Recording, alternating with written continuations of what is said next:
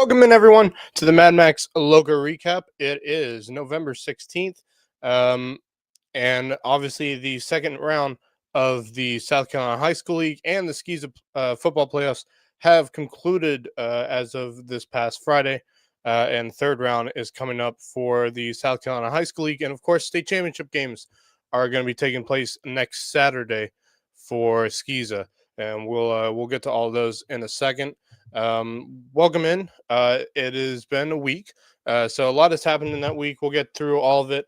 We'll cover all the South Carolina High School League playoff brackets, as well as all of the Skiza playoff brackets, as we are now in state championship week for Skiza football. Well, I come into this one after watching the Falcons lose again. We'll be talking about that at the end of the show because I have a bone to pick. So we'll get to that at the end of the show. But let's start out with the games that we had on Friday night. Of course, Hilton Head at home against Wilson High School out of Florence. It was a good game for the Seahawks. Of course, I was there alongside Marcus Walsh and Javon Livingston on Buford's Zone, which we will be doing that again on Friday at Hilton Head as they take on Great Collegiate. 31-7 was the final score for the Seahawks to get that win, move on to the third round of the South Carolina High School League 4A playoffs. It was a great game by the Seahawks. They started out a little flat, but they got themselves running up, and they did a really good job. Downside, of course, I don't know if any of you watched the stream or was at the game, but of course, Hayden Crockett went down with an injury. I'm hoping he's doing okay. It seemed pretty serious. He was carried off on a stretcher into the ambulance and most likely over to the hospital, where we don't know anything else as of right now. Last I heard from BJ Payne was it was some sort of lower body injury. So until we know more, we can just pray and hope. But that is a major piece to lose for Hilton Head, especially with the next 2 weeks. Hopefully he's able to return on Friday, but I highly doubt it. I highly doubt it, especially with how that injury took place. Not many of us saw it, but from what we hear, it was a lower body injury. So prayers up for Hayden Crockett. Hopefully he's doing okay. But good win for the Seahawks. They move on. They play at home on Friday against Great Collegiate. Very tough game. That is a very solid Great Collegiate team. But I have a lot of faith in this Seahawks team, especially with what I saw on Friday when they took down what is a very physical and very receiving, passing driven Wilson High School, team. Hampton County played a game at home on Friday for their second round matchup of the South Carolina High School League 2A playoffs. They got the win over Cheraw. We were thinking that was going to be a close game, but it really wasn't. Hampton County pretty much had control throughout the game, and they're looking really strong right now. Get the 28-10 win. They were up, I think, at one point. They were up, 21-0 into the second quarter. Cheraw scored 10 points in the second quarter and then never scored again after that. Hampton County got 7 points to basically put it away with a 28-10 win. So Hampton County's moving on. They will be on the road next week at Manning. Bit of a rematch of last year in the South Carolina High School League playoffs, when Hampton County was on the road at Manning and unfortunately lost and ended their season last year. But good win for Hampton County.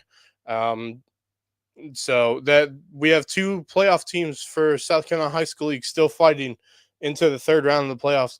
And I have a lot of faith in both of these teams, which is hard to say as of late. It's been a while since I've had very high confidence in two South Carolina High School League playoff teams this late into the playoffs.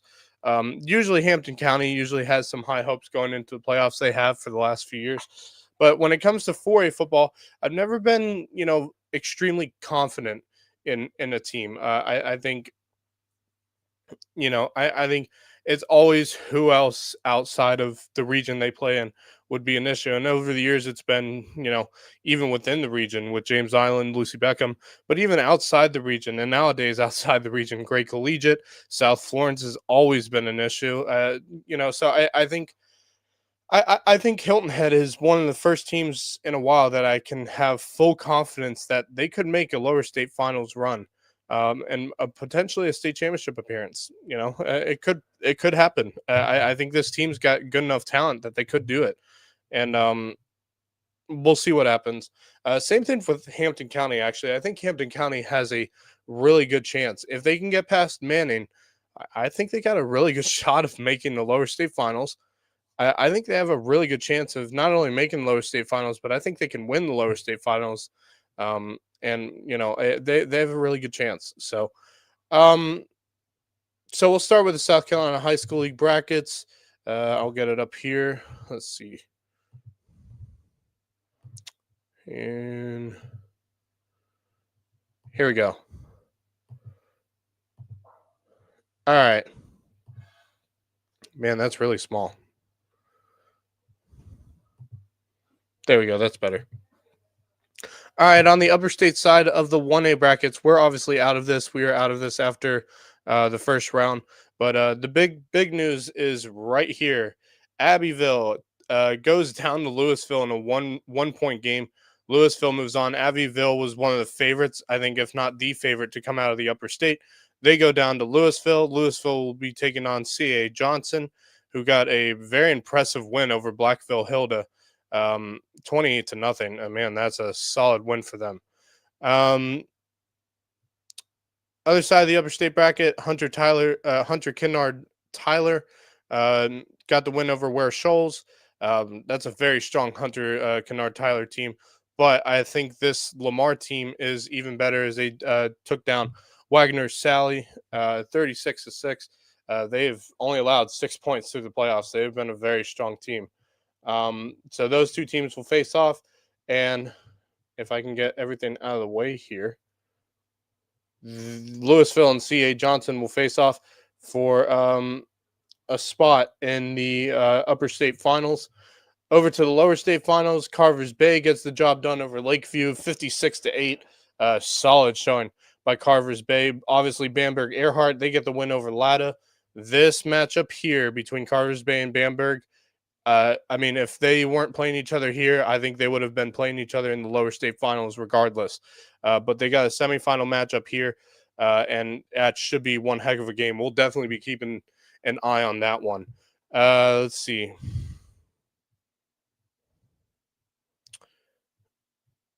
That's the one side of lower state. Here's the other side. If I can, man, this computer. So, oh yeah, all right. So Cross got the win over Bethune-Bowman, 38-0. They'll be taking on Johnsonville. I have no idea why Cross's name has not been put here, which is unusual. And Johnsonville got the win over Scotts Branch. That's a good Scotts Branch team, but Johnsonville is pretty impressive. So those two teams will face. They'll be taking on whoever wins will be taking on either Carvers Bay or Bamberg, and whoever wins that Carvers Bay Bamberg game probably could win the lower state finals and move on to the championship game. So that's the 1A bracket. Let's go to the 2A bracket here. All right.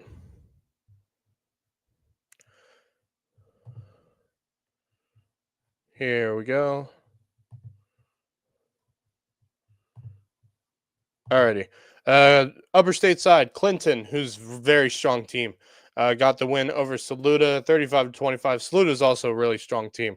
Those are among two of my favorites. Even though Saluda's was the 3 seed out of their region, they're really strong.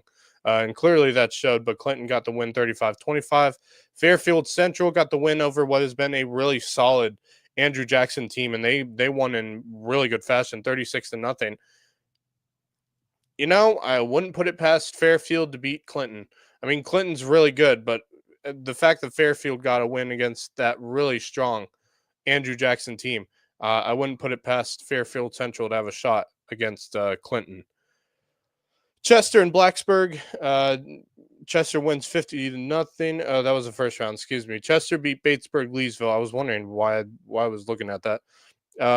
42-28. Chester will take on Strom Thurmond, who beat out Liberty 48-21. I think Strom Thurmond wins this one. They're really strong. I mean, they're both really good teams, but I think Strom Thurmond's just a better team, and I think it'll be Strom Thurmond and Clinton to be in the Final Four.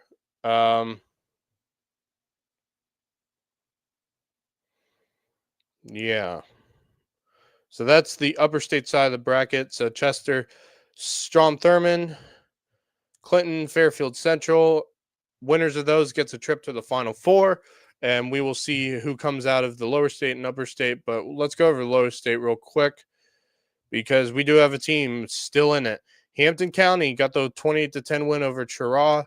They'll be taking on Manning, who won 46-24 over what is a very solid Timberland team. So those two teams are going to go at it. I think whoever wins this one has a really good shot. But they may have to get through Central. Central and Philip Simmons, this one's an interesting one. Philip Simmons struggled a bit against Atlantic Collegiate. They got the 10-point win, but that's an ugly 10-point win if you're Philip Simmons. I don't like how they've been trending as of late. I would love to pick Philip Simmons here, but something about Central getting that 49-28 win over what is a solid 3-seeded East Clarendon team. So we'll see how this game goes between these two teams, but I just have a weird feeling Central could get the win.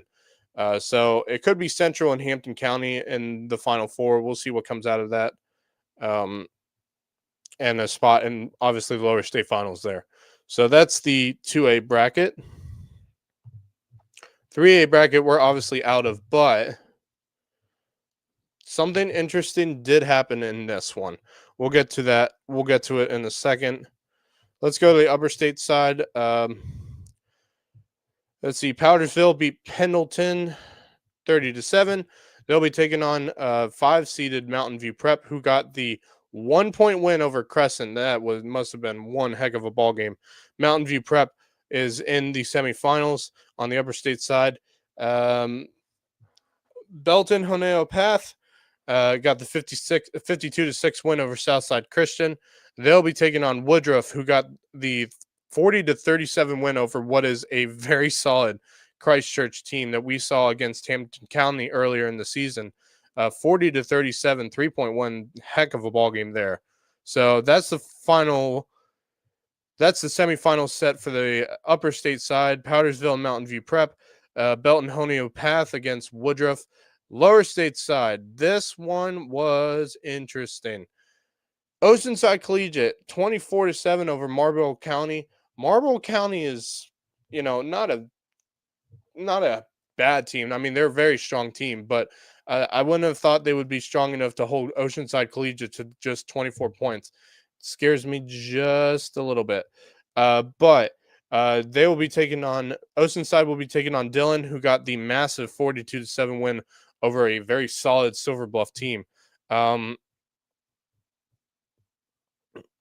Yeah, I have a feeling Dillon's going to make this a close game, but I still think Oceanside wins. Then on the good lord. Then on the other side of the lower state brackets, we have Loris taking down Orangeburg Wilkinson 56-20. Yeah, I kind of saw that one coming. Orangeburg's good, but they're not as good as Loris, clearly. Newberry takes down Hanahan, which has had a good run through the playoffs, 41-21. Those two teams will play. More than likely, we'll be playing Oceanside Collegiate. Whoever plays Oceanside Collegiate, if it's Newberry or Loris, I think those two teams can give Oceanside a run for their money. So whoever comes out of this, Oceanside better watch out because that's an interesting duo, interesting matchup between Loris and Newberry. 4A football, let's go over to it. Get that out of there. Now, this one we have to keep an eye on, obviously. South Point gets a 49-0 win over Fountain Inn.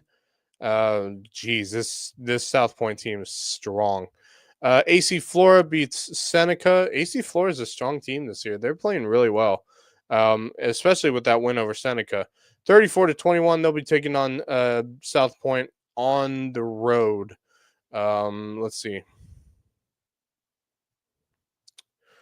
Okay, Ren loses to West Side. West Side will move on. They're taking on Camden, who got the upset win over Daniel, 52-14. That's a strong win for Camden. That's a little worrisome if you're West Side. That's a good Camden team. They've fought hard through the playoffs. They had a tough win against Greer and then a really good win against Daniel. Um, Daniel's really struggling. I mean, look at that there. Two overall seed in the upper state, and they struggled against Dreher as well as clearly against Daniel. They may have had some injuries. I'm wondering what that's about. But anyway, let's go here because Hilton Head, one of our own, is in to the lower state semifinals. Took down Wilson 31-7. They'll be taking on Great Collegiate, who, interestingly enough, I want to see this really quick. Yeah, they don't have a box score, so I can't get a hold of that. But hold on. Move that out of the way. They had a really good win against Hartsville, although it was a close game. I believe, if I'm not mistaken, Hartsville was up and had the lead at one point over Great Collegiate, but Great Collegiate pulls away, gets the win.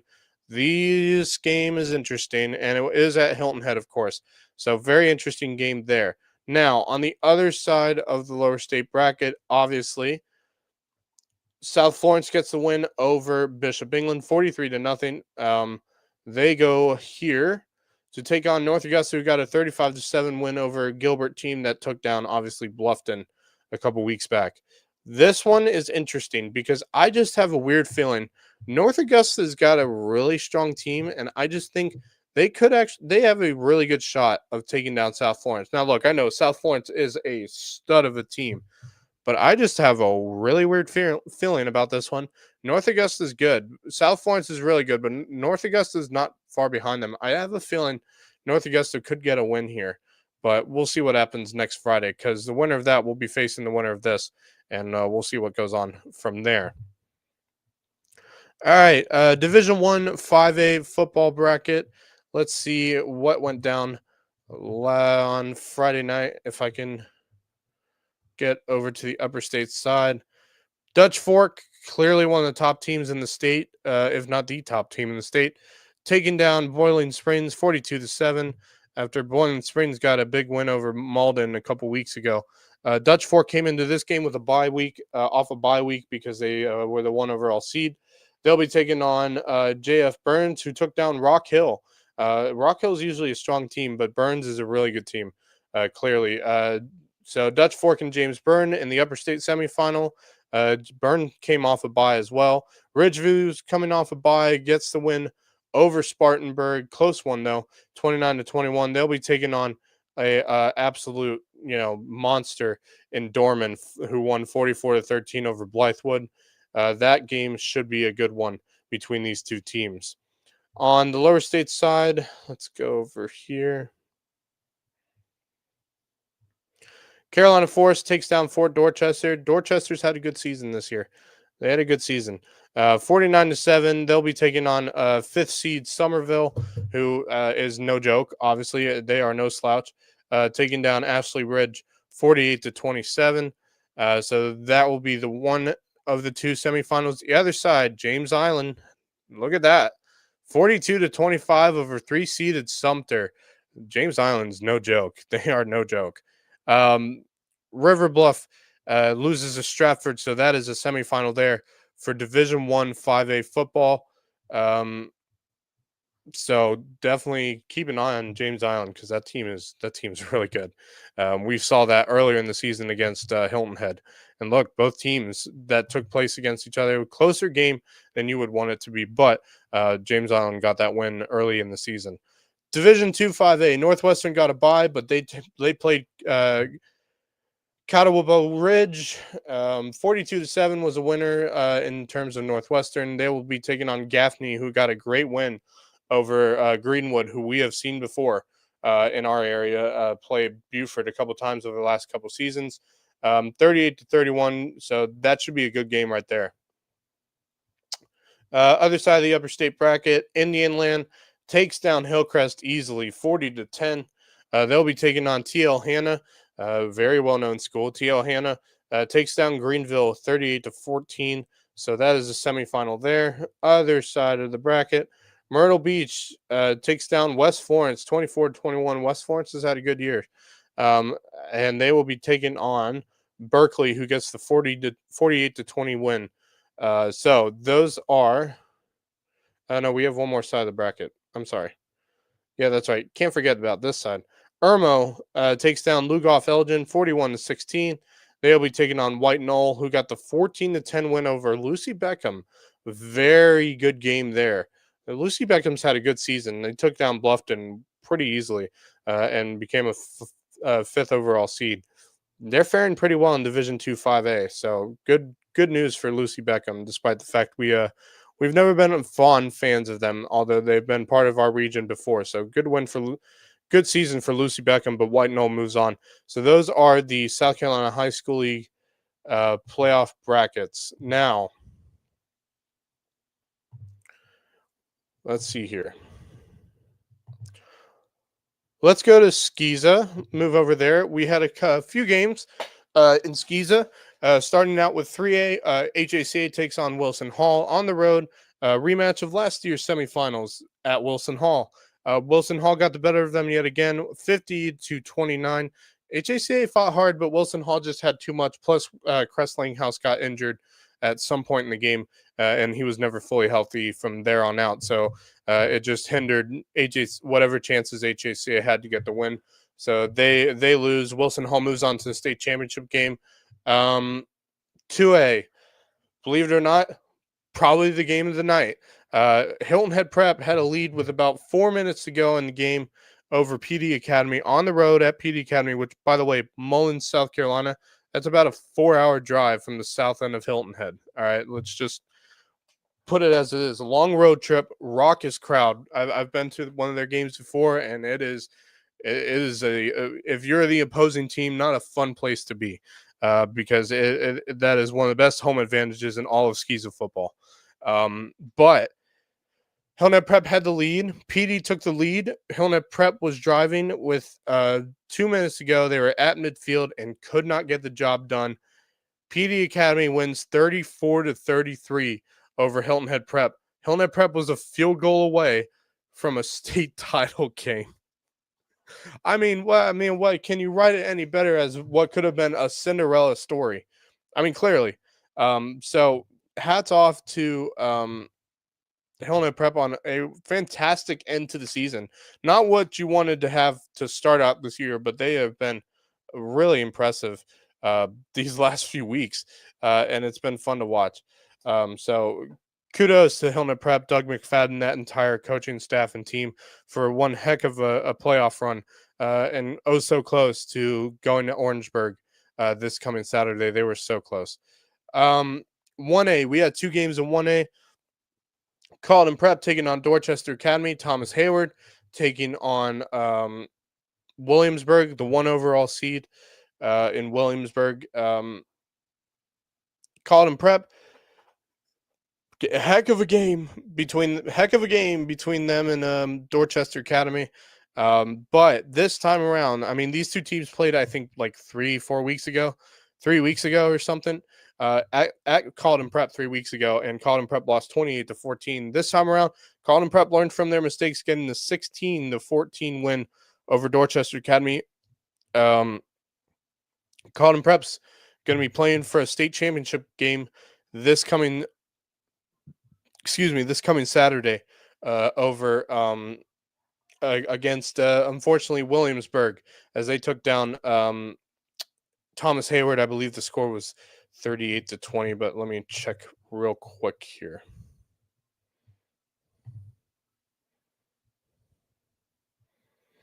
Let's see, 1A. 37-20, excuse me. So, hats off to Thomas Hayward, though. They turned their season around as quickly as they could possibly turn a season around.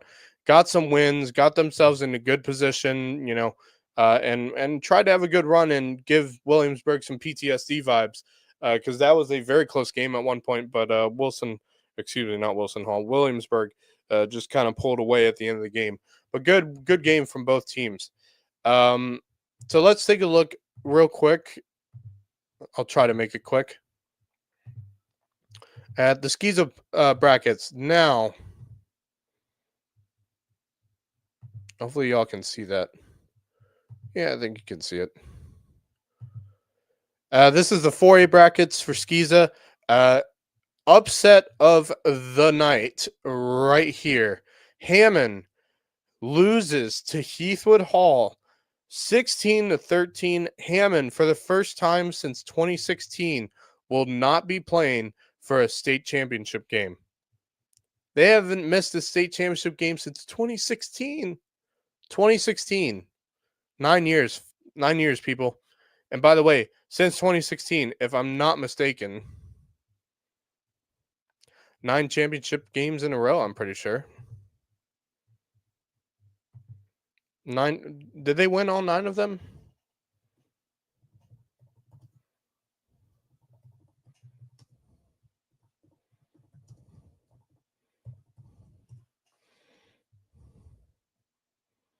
No,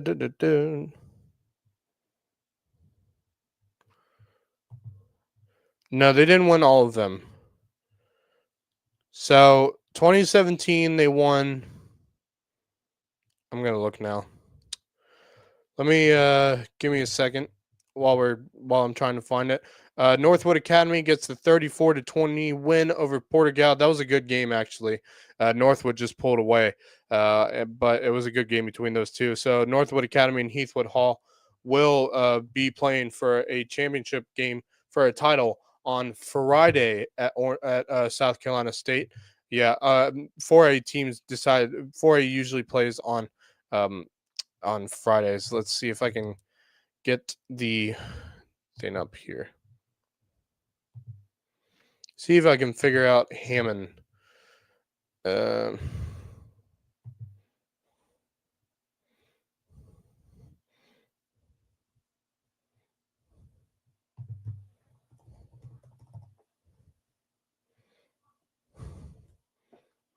can't get it up here. Hold on one second.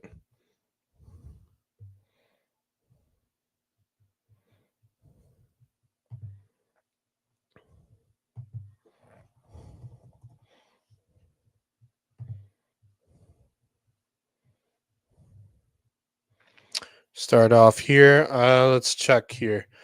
Let me bring this up real quick because this is what we use to get our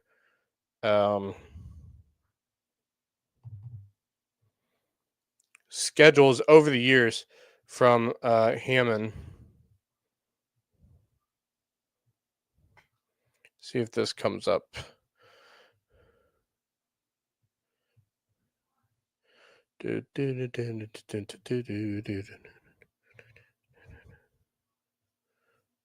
Uh-oh. Hammond.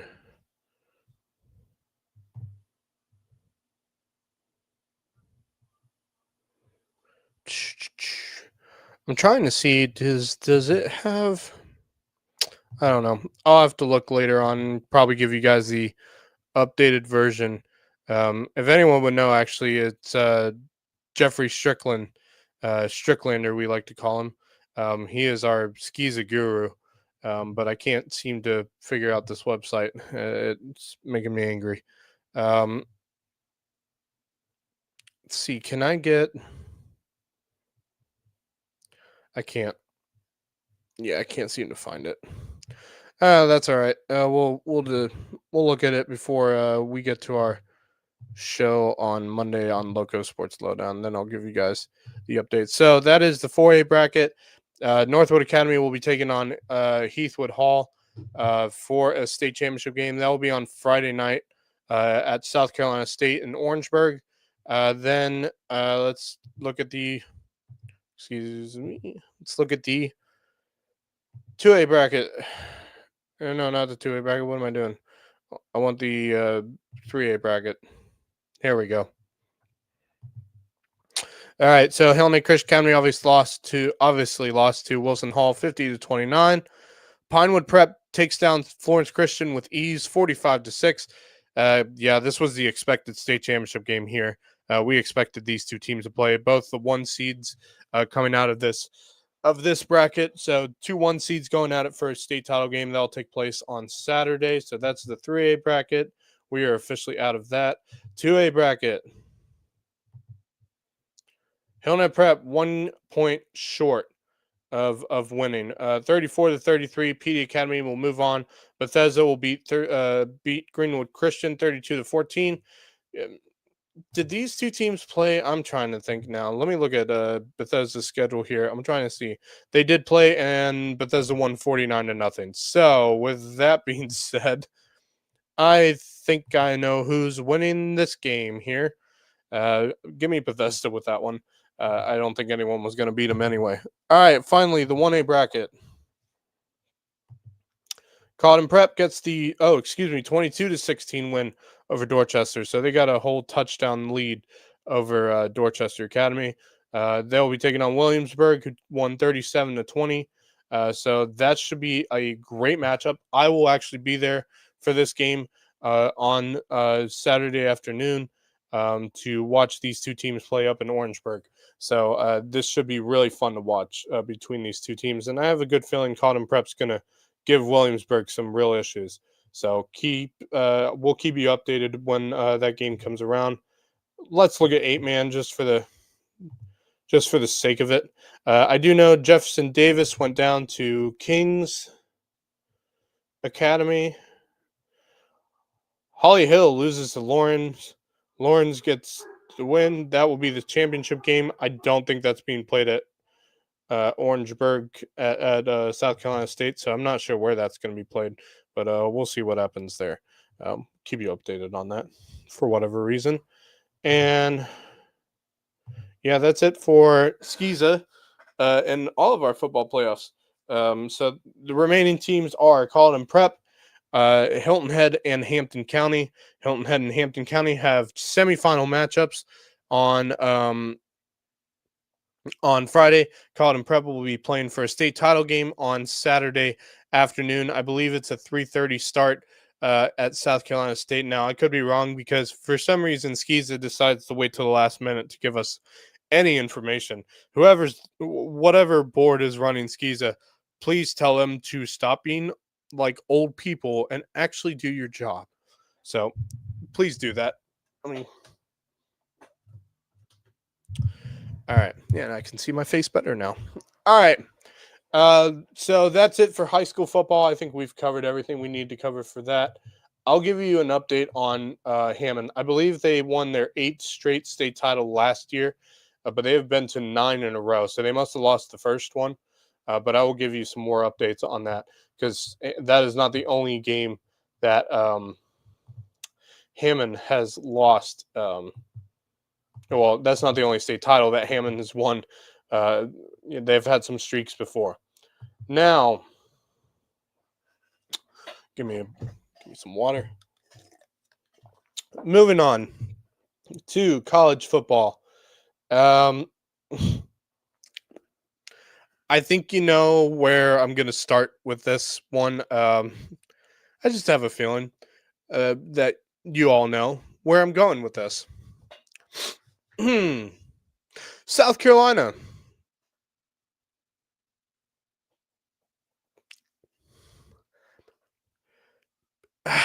What I don't know what to say about the Gamecocks. All I can say is Shane Beamer is going to be fired at some point this week, and if not this week, definitely at the end of the season, because that is without a doubt the worst loss in the history of Gamecock football, and there have been a lot of them. And I'm not even a Clemson fan. Well, I'm not even a South Carolina fan. I'm a Clemson fan. Grew up a Clemson Tigers fan my entire life, back to the days of Charlie Whitehurst.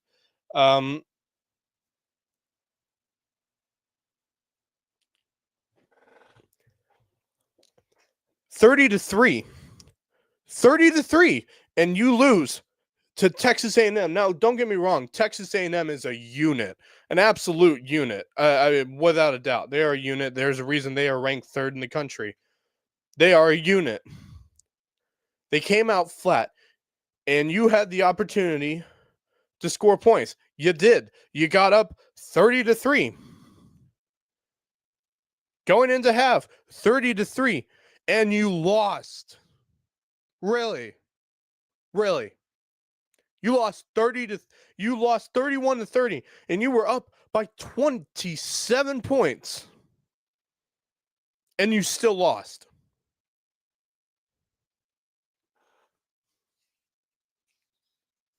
30-3. 30-3. And the worst part is South Carolina fans say, "Oh yeah, Shane Beamer is a great coach." Is he? Is he? I don't think he is. Not after this. And look, again, Texas A&M, fantastic team. They are really dangerous. And are they a team that could get out of a mess like that? Probably. Should they have gotten out of a mess like that? No. 30-3.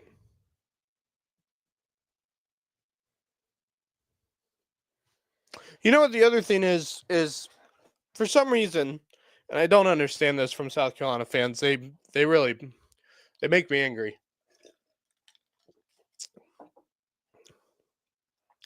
Why do you hate on Lenore Sellers?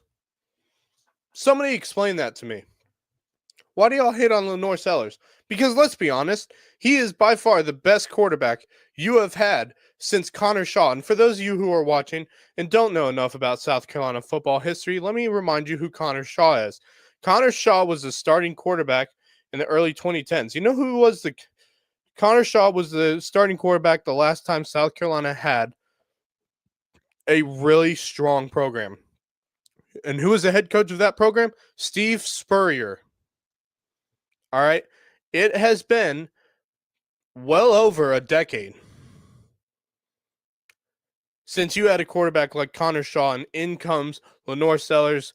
Going into this season, he was a Heisman. He was in the running for a Heisman, according to a lot of people. And a lot of analysts and experts on college football thought Lenore Sellers could win a Heisman this year. And I actually believed them. I thought Lenore Sellers is a fantastic quarterback, and he is. Oh, he's a fantastic quarterback. He's not the problem. The team's the problem. That coaching staff is a problem. 30-3. 30-3, and you still lost. Biggest win for Texas A&M in their school's history. Biggest win. I don't know about you, but if I'm a South Carolina fan, I would be screaming for Shane Beamer to be fired.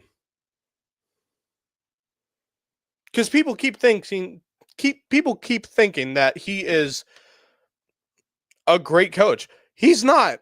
Clearly, it just showed himself here. Is he a great recruiter? Yes, he is a fantastic recruiter. He's recruited so many great players, including Lenore Sellers. And Nick Harbor, who is a beast, by the way, at wide receiver. Harbor is a beast.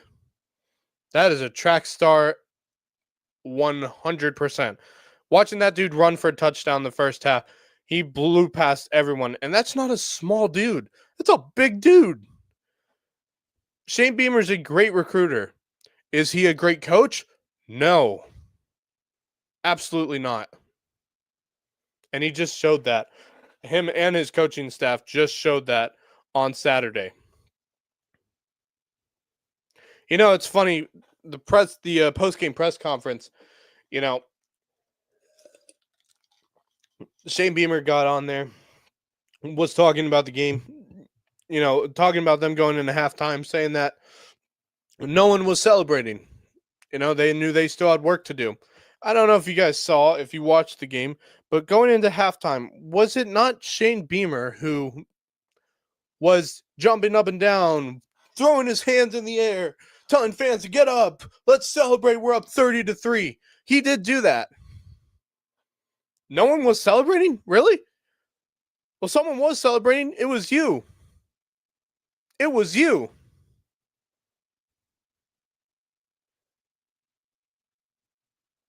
Yeah, no one was celebrating. A lot took place in that game, including a Texas A&M police officer.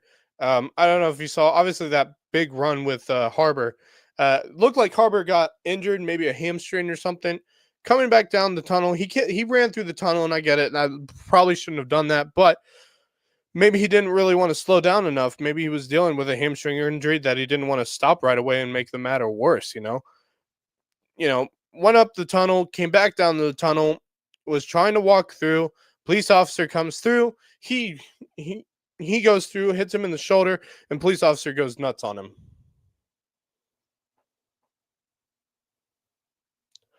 Crazy, crazy moment there. But apart from all of that, 30-3. 30-3. Let me say it again. One more time, just so it can get through your thick skulls. 30-3. 30-3, people. And you still lost. South Carolina football. And it's not even just USC. Clemson's been no better either. Although they did get a win on Friday that may have saved Dabo's job, speaking of which. Got the win on the road in Louisville. Seems to be that Clemson owns Louisville. They own them.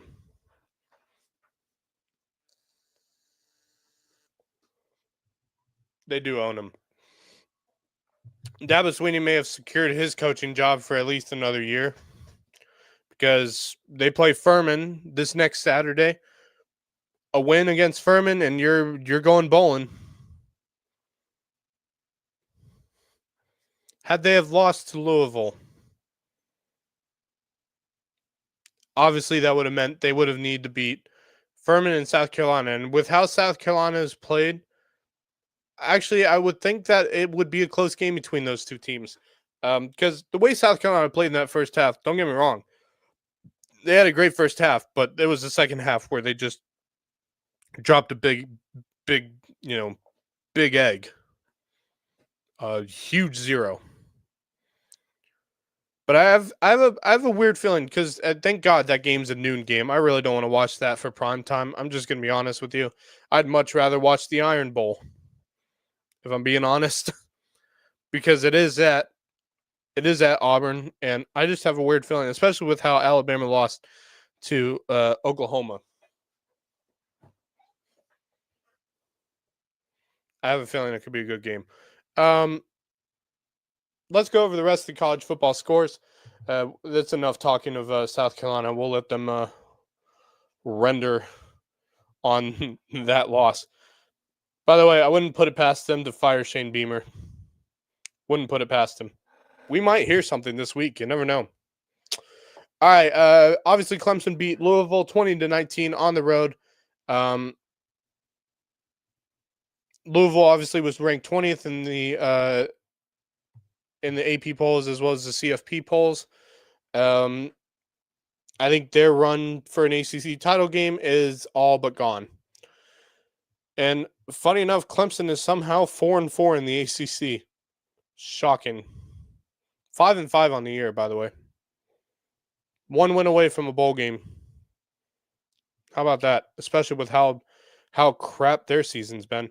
Number 8, Oregon took on Minnesota on Friday night. Oregon got the easy win, 42-13.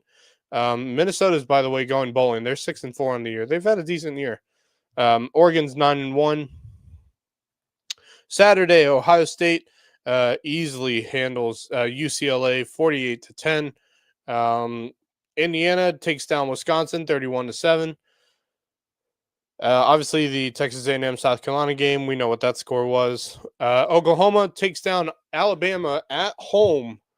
Or excuse me, no, they weren't at home. Alabama was at home. It was in Tuscaloosa, 23-21. Alabama now falls to 8-2 on the year, 6-1 the SEC, and it makes it a very interesting conversation for the SEC because that loss puts Texas A&M square dead in first place. However, I have a weird feeling, but I don't think it's going to happen. They are on the road at Texas for the last week of the year. That should be a interesting game. Although if Texas plays the way they did against Georgia, who won 35-10 over them, I think Texas A&M might roll them over, and we could be seeing the Texas A&M and potentially either a Georgia or Alabama game. Now it probably will be Alabama because they have the tiebreaker over Georgia. Unless Alabama loses a game, say against Auburn, if that is to be, then it will be probably Georgia and Texas A&M. Texas A&M might have their ticket punched already for an SEC championship game, unless Texas finds a way to beat them 2 weeks from now. Number 6, Texas Tech. Boy, this is a team we have not talked about enough. They get the win over UCF, 48-9. They were unstoppable. They're 10-1 on the year. They've had a really solid season, and I'm circling that team because they are really interesting as a team that could make some noise if they obviously win the Big 12 and go on to the college football playoffs. That is a team that could make some noise in the college football playoffs. Ole Miss gets a close win, too close for comfort, over Florida, 34-24.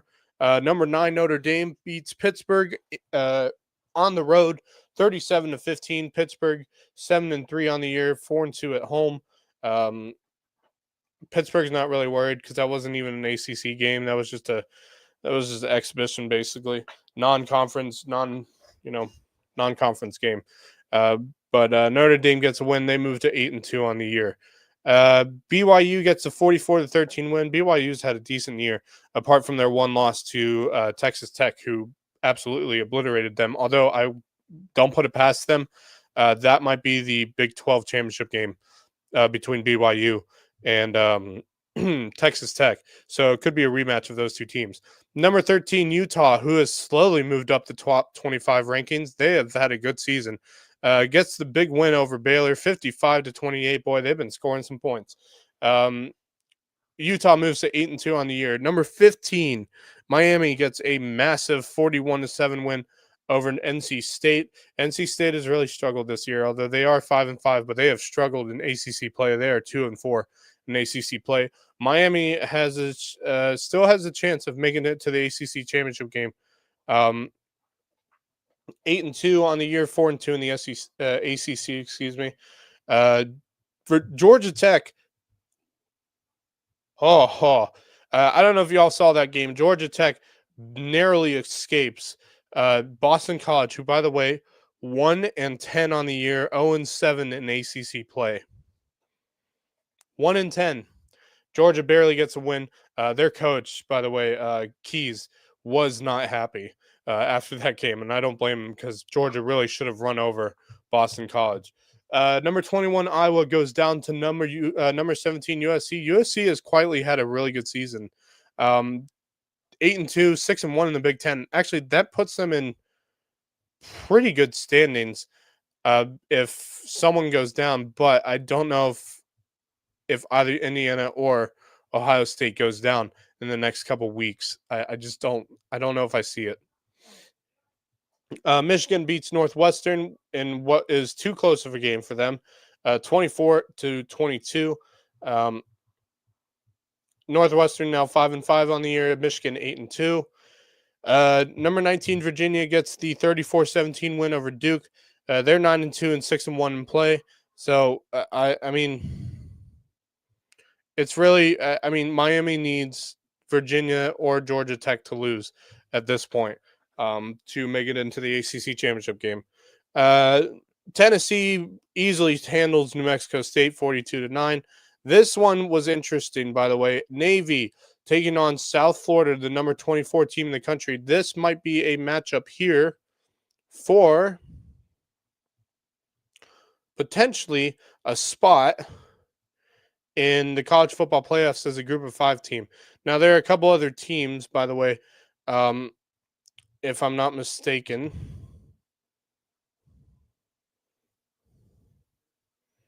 See who got in. So North Texas and James Madison are in the AP and the coaches poll. Are they in the CFPs? The CFP hasn't come out yet, but um, with the new rankings that have come out for the AP and coaches poll, both North Texas and James Madison are sitting at either 21 and 22 or 22 and 23. And by the way, Tulane's sitting at 24. And it's interesting that Navy's not in that picture, especially being that Navy just took down South Florida and got up to a huge lead at one point. So there are some battles here. James Madison, North Texas could be in the running for a group of 5 appearance in the college football playoffs if they can win out. I think it might be James Madison who could win out and get this job done. So that is, I think, all of college football. Oh, one other score: Arizona upset number 25 Cincinnati 30-24. Arizona is now 7-3 in the Big 12, and of course Cincinnati drops to 7-3 in the Big 12. You know. What are you going to do? Excuse me, sorry. Cincinnati's 5-2 in Big 12, 7-3 overall. Same with for Arizona, 7-3 overall, 4-3 in the Big 12. So a couple upsets here and there, but nothing too exciting. So yeah, that's college football for you. NFL currently going on right now. We got our late afternoon games.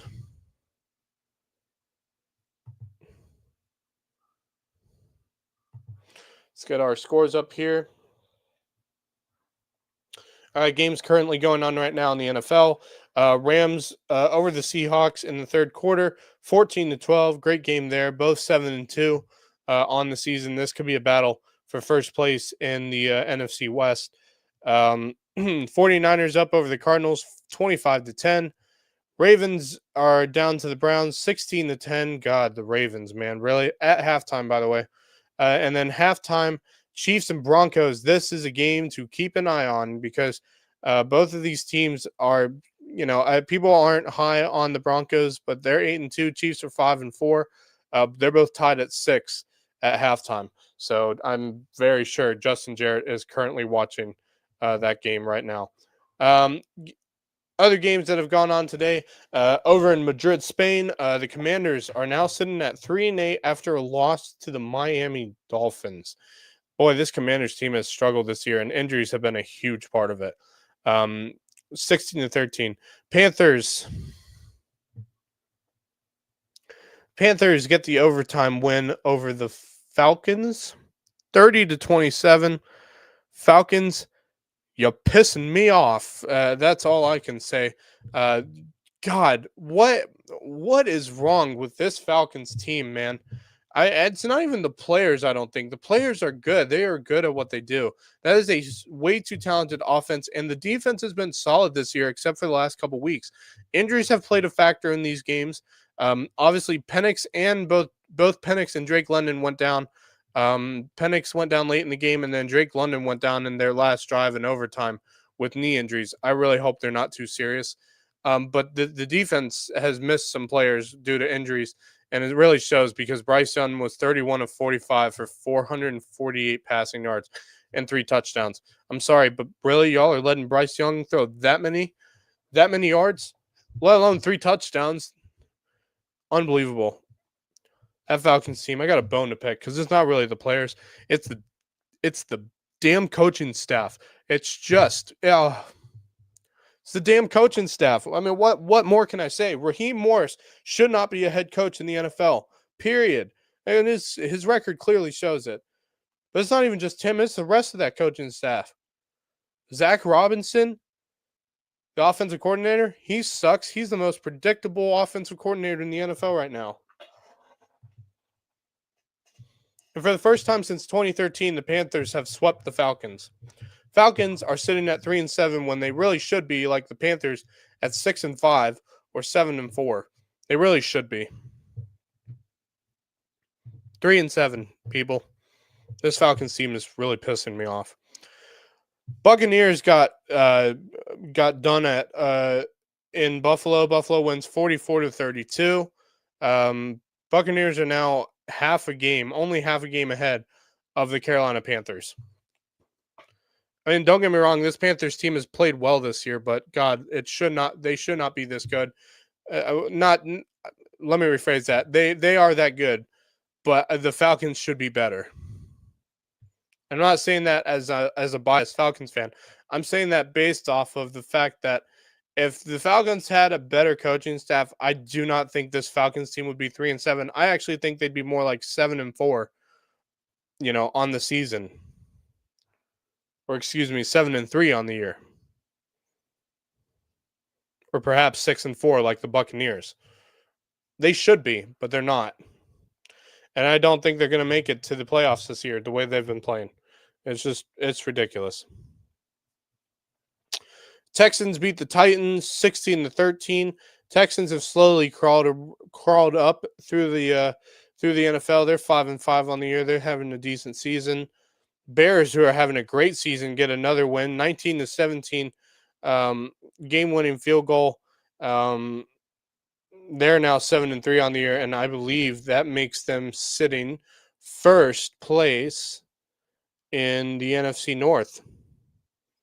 Packers are a close second. They got a win today as well, 27-20 over the Giants. A little too close for comfort if you're the Green Bay Packers. Giants. I just wish they had a better season, 2-9, but they got a bright future ahead of that Giants program, especially once Brian Dable is now gone, so that helps them a little bit.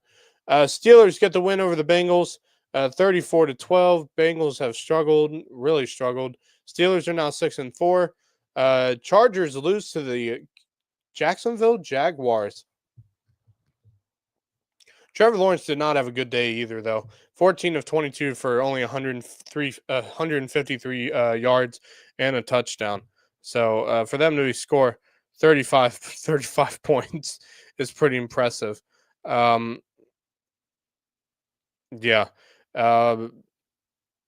So Jaguars are now 6-4 on the year, 7-4 Chargers now. Then on Thursday, of course, back on Thursday, the Jets lose to the Patriots, who are now 9-2 on the year. Believe it or not, actually the best team in the NFL right now, sitting at 9-2. Tonight at 8:20 on NBC and Peacock, the Lions take on the Eagles in Philadelphia. That should be a fantastic game between those two teams, I hope. Lions coming in with a 6-3 record, Eagles with a 7-2 record. And then on Monday night, a crapola bowl in Las Vegas, the 2-7 Raiders taking on the 3-5-1 Cowboys. Yeah, no one's gonna want to watch that game. Sorry, ESPN, but y'all got a crap of a game between those two teams. So anyway, that's it for the NFL. Falcons piss every Falcons fan off again. More so, Raheem Morris pisses every Falcons fan off again, and we'll see what turd they're gonna poop. What turd they're gonna crap out next Sunday if they have a game next Sunday. Who do they play next Sunday? Maybe they're off next Sunday. No, they're not. They're on the road at the Saints. If they lose to the Saints, by the way, who are only a game back of this 3-7 Falcons team, which is ridiculous. Falcons lose to the Saints, you better fire Raheem Morris immediately. I don't care if it's a road game. You better fire Raheem Morris. You better fire him.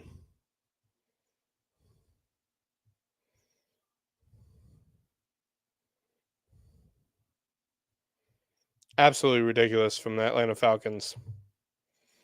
Ain't no way they're gonna get a shot at the playoffs. Not a chance. And then they got the Jets. on the road. They lose to the Jets. At that point, fire Raheem Morris.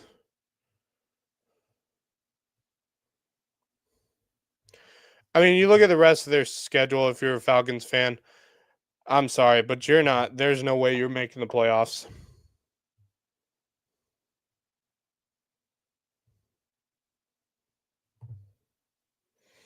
I'm not saying that they're out of the playoffs, but I don't see a path for them to make the playoffs.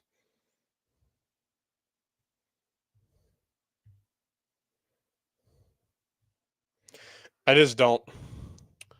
But anyway.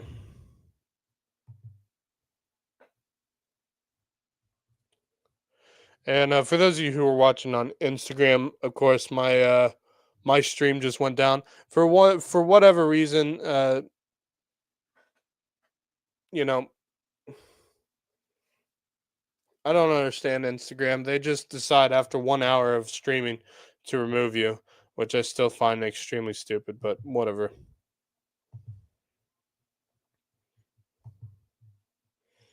But it is what it is. All right. I think we've covered everything for this week. Thank you guys so much for watching.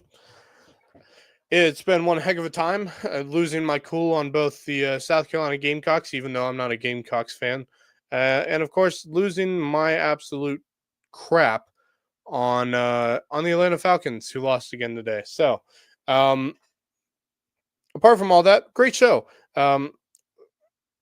Next week, I would like to do a show on Saturday, or excuse me, not Saturday, Sunday afternoon. We shall see. Because after the games in Orangeburg, I will be in Charleston to meet up with some friends. So we, I will hope to do a show on Sunday afternoon. I won't guarantee it, but if so, we'll be talking about potentially a state championship champion in Colleton Prep after Saturday. So we shall see what happens. I will keep you in touch for all those who follow me through Lowco Sports and, of course, Mad Max Broadcasts. Stay tuned. We'll keep you in touch on what goes on next weekend, and hopefully we can be back here again at 5:00 on Sunday night. So that's going to do it for us. Thank you guys for watching. Thank you to our sponsors for continuing to support Lowco Sports to keep them going and growing. And thank you all for watching. This has been a Mad Max Lowco recap. And until next time, go Lowco.